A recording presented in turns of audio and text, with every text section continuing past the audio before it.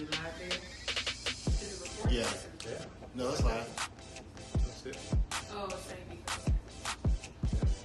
Alright, let's see. Looks good. Who's getting on? Let's see if we can see. Hey, family. Those Baxters. Hey! How y'all doing? Hey, fam. How y'all doing? Hope everyone's doing well. We're just waiting for some more people to hop on really quick. Yeah, a few more. We're on A few more. Instagram and Facebook. We are going. Hope you guys are doing good. Thank you so much for hopping on. Thanks so much for joining us. Yeah, thank you so much. Appreciate it so much. Helping us to celebrate. It's our anniversary. 35 years. A holy matrimony. Well, sometimes it wasn't so holy, but you know, hey. Gotta keep it real. Gotta keep it 100. Gotta keep it 100. Yeah. Oh man. Hopefully, are you guys hearing us? Let's see. If we're here, everyone can hear us. Volume is up okay. Let us know in the chat if you can hear us okay, if we're good. Yeah. Facebook, Instagram, send us a thumbs up. Yeah, we're trying to go on Facebook and Instagram, so we're looking at two different cameras here. Let's see. Who is that right there getting on, Nick? Tell us who that is. Miss Terry. Fury. Miss Fury. Oh, yeah. Hey, Fury. Fury. Oh, yeah. So I think, too, because of the way we have the phone, it's like we can't see It's like going sideways. who's on. But we are so excited. Excited that you guys are with us tonight. Thanks so much for joining. Yeah. Talk to us, and then we may have to have Nick to our son or our daughter. Thank you for the hearts. Thank you. To read off if there are some questions there for us, and so we're gonna just jump right in. Yeah, just go right into it. Again, thank you Thank you everybody so for hanging with us just for a few minutes. Yeah. We just wanted to celebrate our anniversary, which is today. And August 29th. Yep, and so 35 years. Woo, we did it. We did it. We made it. Yeah, man. If we never would have made it. Never would have made it without you. So our kids, I'm sure they're back there like, y'all are embarrassing us to the fullest. Yeah, they're about to run out of room, but they're still there. But yeah, so we just wanted to get on real quick and just, talk about a little bit about our story and with you guys. And thank you, everyone that's hopping on Facebook. Thank y'all so much. We love you, and appreciate you. Instagram, we love you guys so much. So as you can see back here, we have the Peanut Gallery. Our kids. Our beloved children. Nicholas, right here. And then this is our beautiful daughter, Maritza. And so they are joining us tonight. And so we're going to just let them ask some questions of us. And so hopefully everyone can hear. Let's see. Our sound is good, yes? Give us a thumbs up just so that we can make sure that our sound is good. Okay, someone is giving us heart. Okay, so we must be good. Okay, so we're going to let them ask some questions. So, go. Fire away, kids. Okay, so the first question is, when did you meet and where did you meet? Okay, I guess I'll take that. Yeah. So we met at church. Right. I'll never forget, it was a Sunday, and my cousin, Pat Downer, who's passed on now, she came to me after service. She said, hey, I want you to go meet somebody. And I was like, okay, cool. So she walked me over, and she introduced me to Alan, and she said, Alan, this is my cousin Renee. I was visiting from my hometown in Atlanta. In LaGrange. And so she said, this is Alan, he's one of our keyboard players, and she said, Alan, this is my cousin Renee. And so we reached to shake hands, and literally when I shook his hand, the Lord said, "This is your husband." Now, mind you, I was a young girl, probably, I don't know, 18? Yeah, 18. 19. So I was young. I'm still young, and Alan robbed the cradle, on me. So yeah, I sure did. Yeah, he's still 22. So we met, and God said, "This is your husband." And my mind was just blown, y'all, just blown, because I wasn't looking for a husband. I wasn't like out there doing that. I was only visiting. But I did not tell him that. I didn't tell him that God said you're my husband, and I didn't go out and buy a wedding dress at all, because I didn't know this man, but I knew what God had said, And he had some girlfriends. He had a lot of girlfriends at the time too. Let me tell you. And they were homely. Let me tell you, they were homely. So, but we became best of friends. Yeah. Best of friends, and I don't think it was like 8 years or so. Yeah, we were just best friends when we first met. I thought you had the greatest smile, and it was just all innocent. And we were just at the church just serving at the time. Yeah. And just having a good time. And we were all serving together, and she was in the choir, I was in the band, and we sang together and we worshiped together, and it was just a genuine friendship. Together. The foundation was a friendship that we established a long time ago. Yeah. And that's the foundation of our relationship today. Yeah. So that's how we met. We met in church, and we just became best of friends, and worked in the ministry together. Yeah. The youth ministry, young adult ministry, singles, and then travel with our pastor at the time, singing, and so we had a great layer where we built up our relationship. So So, all right, what do you got? Okay, next question is how long did you know each other before you got married? Wow. Let's see. We kind of answered that. You kind of answered that. Yeah, we kind of built a friendship when we first met. It was just a genuine friendship, and there was a solid foundation. We genuinely just liked each other as friends. And like we said before, we traveled together, we sang together, we went all over the country, literally all over the world, traveling. And all during that time, we had a genuine friendship for each other, and I always looked out for her secretly. Let me tell you. Facebook, Instagram. Okay, so I started feeling like something was wrong with me. Like, no guy in the church was coming up to me to say, hey, sis, are you dating anyone? I was like, what is wrong with me? Nobody was coming. Well, come to find out, Ellen was steering all the guys away from me and was saying, no, don't date her, because he wanted to save me for himself. But he said that he was also protecting me because he knew those guys, and he knew they weren't any good or whatever. Yeah, at the time we were, it was the best scenario for singles to get married, because we all were roommates. Yeah. We all either going to college or going to school or getting a job. We were like 7 and 8 deep in an apartment back then. I know you can't, it's unheard of now. 8 guys living so together. You got 7, 8 guys living. We all knew each other. And we knew their habits. We knew if they paid rent on time. We knew if they were late on bills. And it was we always knew the ones that were late paying or didn't pay. And so those are the ones that we shielded from our best friends. I appreciate it because I want the mortgage paid. Okay? But out of that relationship, it was the best times, because we have the strongest marriage out of that group today. Is the strongest marriages out of that group, because we all always looked out for each other, and there was no dating app, there was no internet at the time. We just looked out for each other. We said, hey, go get that one, because she loves the Lord. And you need to be up on it. And we would always make sure that they were qualified and they were ready to go. They had jobs and they were working. So it was a group, it was a community. Thank you for joining. It was a community that we built, and it was the best time to find a wife or find a husband at that time. It was the greatest time. We had the best time of our lives back then. It was great.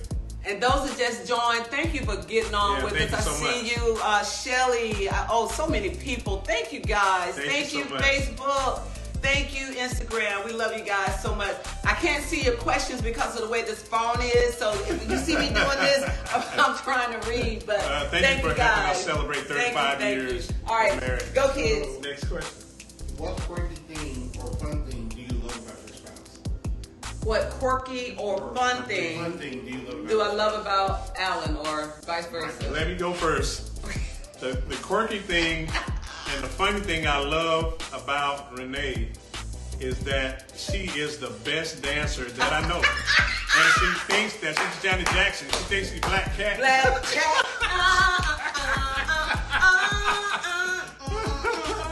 Now, a lot of you don't know.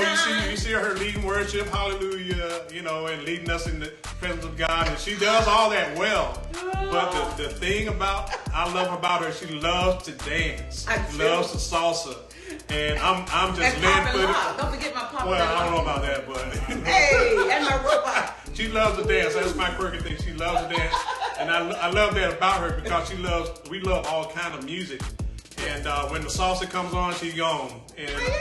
And I'm trying to catch up with her. And I think that's every now and then she tries to crack a joke. But I think the best thing I love about her is her dance. It's her celebration. She loves to dance. Yeah, thank you. It's a celebration. Yeah, it's a celebration of life. Yeah. So let me see. For you, I think I love the quirkiness about you is that you like to tell jokes or be funny, and it's like off. That's the best kind. And it's like off, Yeah. And it's on another level, though. You have to really that's think what about. he says. He said it's on another level. Yeah, it'll hit you later, but when it hits you hard. And you all bent over and. Oh, okay. Okay. I'm all bent over. Okay. Bent over loud. But I love that he thinks he's funny, so he tells these like off-color jokes, and the only one that laughs is this one right here. My biggest fan, the number one fan. Marissa laughs, and but Nick knows that I can tell a joke, and I'm good at it, right, Nick? We have the same sense of humor. There you go. There you go. Same sense of humor. So yeah, so I like that about you. I like that. Oh, about thank you. Yeah. Appreciate it. So all right, fire away. Who's next? How do you balance ministry and marriage together? That's a deep one right there. Okay. Yeah. And vice versa. How do we manage? That's what you said. Yeah, how do you manage both ministry and marriage? Wow. Well, let me you go wanna first. Go? Okay. Yeah, let me go first. We celebrating 35 years of marriage today, and we thank God for His grace and His mercy that's kept us. Yeah. Along the way, we always ministered together in music, and so we attend our church. She is the worship leader, and I'm the head musician. Yeah. So in a way that I have to yield. I have to yield to her. Oh, wow. In that, I have to yield to her in that regard because she's the worship leader, and she's out front. She's the face of the worship, and so we have a lot of interchange and exchange. Yeah. A lot of interchange in the music, the selection of the music. Yeah. How are we going to do it? What the Lord is saying. We don't have a whole lot of arguments on what the Lord is saying. It's just how we're going to do it. Right. So there's a whole lot of interchange. There's a whole lot of compromise. There's a whole lot of just relating and trying to put ego and pride aside, and we're trying to be unified in what we're doing. Yeah. We're trying to be intentional in what we're doing. So I have to yield a lot to her, and she has to yield to me. Well, that's not a good key for her. Let's do it in a different key. And so we yield and we exchange a lot. Right. There's a lot of compromise. Yeah. It goes deep though. Yeah, it does. And I think too, in marriage, you have to be so mindful that you're not bringing the married issue into the ministry and vice versa. So you have to just make sure that you're not like if you're upset, we like had some words or whatever. We got to fix that before we get. We can't bring it on the stage. We can't bring it on the stage. Can't bring it in the church. No. I can't bring that to the microphone. He can't bring it to the keyboard. We got to make sure that we get that right, because why? We understand that the weight of what we're doing is is from God, you We know, take it and serious. we Yeah. can't, Yeah. you know, take that and spew that Yeah. over the people. You Yeah. know, we can't take it. We're not talking. We got to make sure we talking before we hit that stage. Yeah. Because that is what's in us. If it's not right, it's going out over the people. Yeah, I can't you go know? in there with an attitude and just put it in the wrong key. Well, I'm gonna play in this key, and you gonna say, Right, you know, and right. just makes it everything off. We have to be unified before we hit that stage. That's right. We have to be unified. This here has to be right. It has to be right. It has to be right before we go to the stage, because we don't want to present God with anything. Right. We Yeah. don't want to just go on the stage and just, okay, God, here it is. No, we're not like that. We have integrity, and we want to worship God in spirit and in truth. Yeah. We want to be unified. Yeah, we want to yeah. be on the same Yeah, page. yeah, yeah. And we work out whatever we have to work out at home. And it's to us, it's like two separate things. We handle the things of God just very carefully and very detailed, and we're very intentional about it. So it goes into other areas, but we have to be unified on that front. Yeah, not only do we honor God, but then we have to honor each other. Yeah. We have to honor each other. We can't stand, you know, before God and before the people, and we're not even honoring each other. We're like not talking, and we're just, you know, at each other. You can't do that. You can't do that. So we just, you know, make sure that we get it right, and we work it out before we get there. So Y'all covered the next question, which was how do you resolve conflict, but I'll do one more, and then Chris will do one more. All right. So the next one is talk about what does in sickness and in health mean. Marriage vow. Yeah. In sickness and in health. We have to take that literally. Yeah, we take all the vows literally in sickness, and one of the vows are in sickness and in health. And this during one of the biggest tests of our marriage. It wasn't a test; it was just a trial that we went through when Renee had breast cancer. And I literally, I wasn't afraid. I wasn't. I was really mad at the devil. But we just took it. I had to take it. That vow literally. I literally took care of her while she was going through her recovery, and I had to just literally just be a nurse. Yeah. I don't have no credentials to be a nurse, but I think I gave her the best care that any nurse could have gave, and I didn't think nothing about it in sickness. While she was sick, while she was in her lowest point, I felt I had to come to the rescue and do whatever I could to bring her back, and get her body back restored, along with prayer, along with doing whatever you have to do.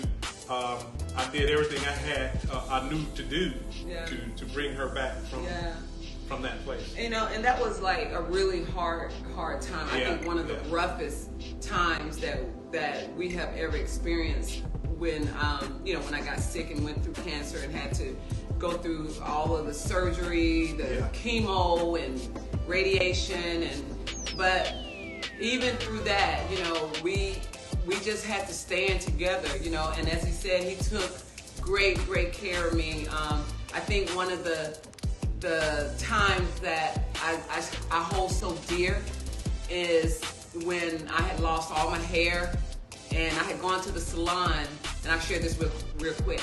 I had gone to the salon just to get my hair washed because I knew it was already starting to come out.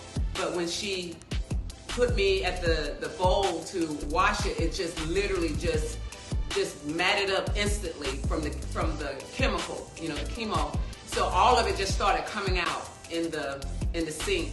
And so it's like I walked in there with a head full of hair, and I walked out of there totally bald, and it was just trauma. It was traumatizing to me. And called Alan, and I was like bawling. All of my hair came out, and he was like, "Honey, just come home. Just come home." You know, and when I got home, Nick, my son Nick, and Alan met me at the door. Now Alan is already bald. And Nick, at the time, was wearing his hair very, very low. Low cut. Very, very low cut. Yeah. So it almost looked like he was bald. And they embraced me at that door. It was like 3 bald-headed people at the same time. And then we ended up taking a picture of all 3. They put me in the middle. 1 ball on this side, another ball on that side, and I'm in the middle. And they just put their head on my head. And it was like the most precious moment. It was like my tears just dried up because, they let me know it's okay. We got you, And so I think that was one of the things that I to this day still hold on through all of the trauma. So that's how, and then just my kids, they were so supportive, and helped take care of me during that time. And so, and my family. So I don't even know how I would have got through that without my family. And first of all, without God, because God was, man, he showed me so much during that time. So yeah, we don't want to hold you guys too much longer. So, is that, So okay. Last question. Last one. Last question is, what legacy? Thank you for the hearts. Love you guys. What legacy do you want to leave for your children, us, and grandchildren? What legacy we want to leave for our children and our grandchildren? Woo. You want me to go with that first? Yeah, good. Okay. So I think the legacy that I want our kids and our grandkids and our great-grandkids is to love and honor God. I want them to see that in us. We want to model that for our kids, is that they know that their parents, their grandparents, and their great-grandparents, if God take us to that level, and I want to go, that I want them to say that our parents, our grandparents, they truly loved God and they honored God. They honored Him. They lived a life that was honorable and pleasing to God. I want them to love God, just having a love for God and giving, like their service and all that they do, that goes to God first. So first, I think, just to sum it up, I want them to honor and love God. Honor and love God with all of their heart. And I want that to be passed down. There's so many different legacies that you want to leave. But to me, if they don't have a foundation and a relationship with God, everything else to me just kind of like, crumbles. But if their foundation is the Lord and it's God, then I think that they will be successful in everything they do. Yeah. And you're looking at, thinking about 35 years of marriage, 35 years of legacy of faith that we've imparted to our children. And the greatest thing you can do is build something that's bigger than yourself.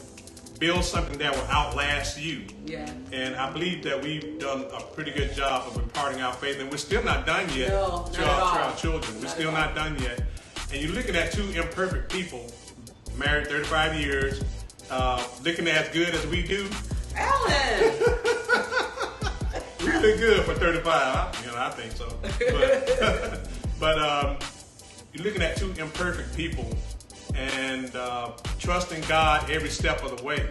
In Proverbs it says, trust in the Lord. Don't lean to your own understanding. Lean not to your own understanding. In all your ways, acknowledge Him, and He will direct your path. And that's pretty much what we've done over the years. Trusted in God and not leaning on our own expertise, not leaning on our own knowledge of okay, this is the way it should go. It don't always work. It don't always work like that.